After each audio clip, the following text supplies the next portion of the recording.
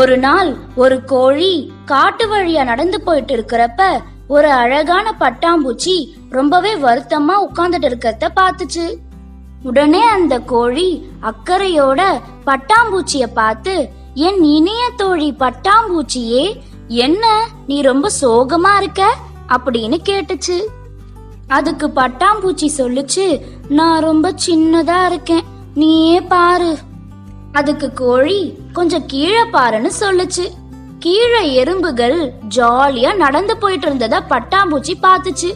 தன்னை விட 20 மடங்கு சின்னதா இருக்கிற எறும்புகளை பார்த்து ஆச்சரியப்பட்டுச்சு.